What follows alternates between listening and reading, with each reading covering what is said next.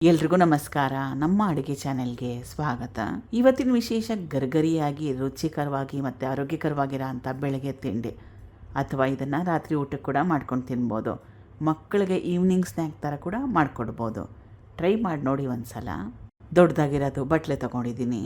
1 ಗ್ಲಾಸಷ್ಟು ಅಕ್ಕಿ ಹಿಟ್ಟು, ಅಥವಾ ಸುಮಾರು ಒಂದು 1/4 kg ಹೇಳಿರೋ ಕ್ವಾಂಟಿಟಿಯಲ್ಲಿ ಮಾಡಿಕೊಂಡ್ರೆ ಇಬ್ಬರಿಗೆ ಒಂದೊತ್ತಿಗೆ ಸಾಕಾಗತ್ತೆ. ಅರ್ಧ ಗ್ಲಾಸಷ್ಟು ಕಡಲೆ ಹಿಟ್ಟು, ರುಚಿಗೆ ತಕ್ಕಷ್ಟು ಉಪ್ಪು, ನೀರನ್ನ ಹಾಕ್ಕೊಳ್ಳೋಕೆ ಮುಂಚೆ ಒಂದು ಸಲ ಚೆನ್ನಾಗಿ ಕಲಿಸ್ಕೋಬೇಕು.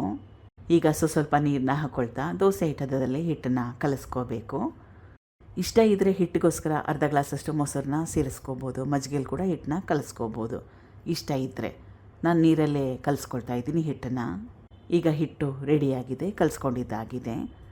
ಹಿಟ್ಟನ್ನ ರೆಸ್ಟ್ ಮಾಡೋ ಅವಶ್ಯಕತೆ ಇಲ್ಲ, ತಕ್ಷಣವೇ ಮಾಡ್ಕೋಬೋದು. ಮತ್ತೊಂದು ಸ್ಟೆಪ್ ಇದೆ ಇದಕ್ಕೆ. ಬಟ್ಲು ತೊಗೊಂಡಿದ್ದೀನಿ.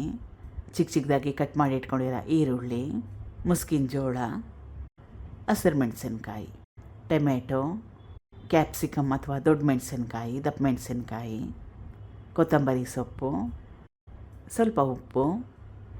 ಇದಕ್ಕೆ ನಿಮ್ಗೆ ಯಾವ ತರಕಾರಿ ಇಷ್ಟ ಆ ತರಕಾರಿನ ಹಾಕ್ಕೋಬೋದು, ಪ್ಲೇನಾಗಿ ಮಾಡ್ಕೋಬೋದು.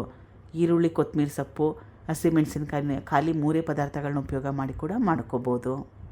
ಹೆಂಚು ಇಟ್ಟಿದ್ದೆ ಮೊದಲೇ, ಚೆನ್ನಾಗಿ ಕಾದಿದೆ.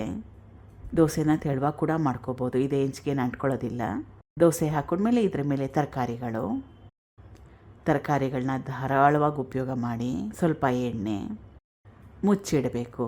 ಗ್ಯಾಸ್ ಸ್ಟವ್ನ ಲೋ ಫ್ಲೇಮ್ನಲ್ಲಿ ಇಟ್ಕೊಂಡು ಪಿಜ್ಜಾ ಎಲ್ಲ ಬೇಯಿಸ್ಕೊಳ್ತೀವಲ್ಲ ತವ ಮೇಲೆ ಇಟ್ಟಾಗ ಅದೇ ರೀತಿಯಲ್ಲಿ ಬೇಯಿಸ್ಕೋಬೇಕು.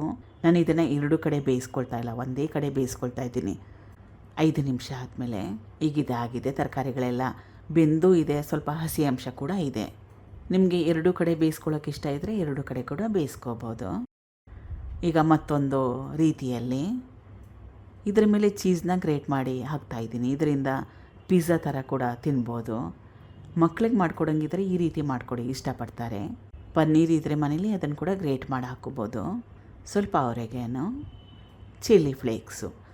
ಈ ಆರೆಗಾನೋ ಮತ್ತು ಚಿಲ್ಲಿ ಫ್ಲೇಕ್ಸ್ನ ಆಪ್ಷನಲ್ ಆಗಿ ಇಟ್ಕೊಳ್ಳಿ. ಮನೇಲಿಲ್ಲ ಅಂದರೆ ಹಾಕ್ಕೊಳ್ಳಿಲ್ಲ ಅಂದರೂ ಪರವಾಗಿಲ್ಲ, ಇದ್ದರೆ ಹಾಕ್ಕೊಳ್ಳಿ, ಇಲ್ಲಾಂದರೆ ಸ್ಕಿಪ್ ಮಾಡಿ. ಅಂಚಿನಲ್ಲಿ ಸ್ವಲ್ಪ ನೀರನ್ನ ಹಾಕ್ಕೊಳ್ತಾ ಇದ್ದೀನಿ. ಈ ರೀತಿ ಮಾಡೋದ್ರಿಂದ ಇದರಲ್ಲಿ ಏನು ಮಾಯಿಶ್ಚರ್ ಇರುತ್ತಲ್ಲ, ಆವಿ ಅಂಶ, ಹಬೆ ಅಂಶ, ಅದರಿಂದ ಇದರೊಳಗಡೆ ಎಲ್ಲ ಚೆನ್ನಾಗಿ ಬೇಯುತ್ತೆ. ಆಮೇಲೆ ಪಿಜ್ಜಾ ಅಥವಾ ದೋಸೆ ಏನು ಮಾಡ್ಕೊಳ್ತೀವಲ್ಲ ಅದು ಸೀದೋಗೋದಿಲ್ಲ. ಪಿಜ್ಜಾ ತರಿಸಿದಾಗ ಜಾಸ್ತಿ ಏನಾದರೂ ಉಳಿದೋಗಿದ್ದಾಗ ಫ್ರಿಡ್ಜಲ್ಲಿ ಇಟ್ಟಿರ್ತೀವಿ, ಆವಾಗ ಮತ್ತೊಮ್ಮೆ ಬಿಸಿ ಮಾಡ್ಕೊಳ್ಳೋಂಗಿದ್ರೆ ಇದೇ ಮೆಥಡ್ನ ಫಾಲೋ ಮಾಡಿ. ಹೆಂಚು ಮೇಲಿಡಿ, ಅಂಚಿನಲ್ಲಿ ಸ್ವಲ್ಪ ನೀರು ಹಾಕಿ ಮುಚ್ಚಿಟ್ಬಿಡಿ. ಸುಮಾರು ಒಂದು 5 ನಿಮಿಷ ಗ್ಯಾಸ್ ಸ್ಟವಲ್ಲಿ ಚೆನ್ನಾಗಿ ಬಿಸಿ ಮಾಡಿಕೊಂಡ್ರೆ ಪಿಜ್ಜಾ ಮತ್ತೊಮ್ಮೆ ಫ್ರೆಶ್ ಆಗೋಗುತ್ತೆ.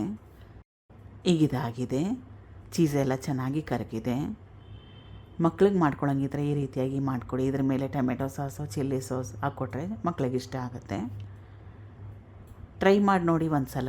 ದೋಸೆ ಹಿಟ್ಟು ಅವಶ್ಯಕತೆ ಇಲ್ಲ, ನಿಮ್ಗೆ ಯಾವಾಗ ಇಷ್ಟ ಆವಾಗ ಮಾಡ್ಕೊಂಡು ತಿನ್ಬೋದು. Thank you for watching.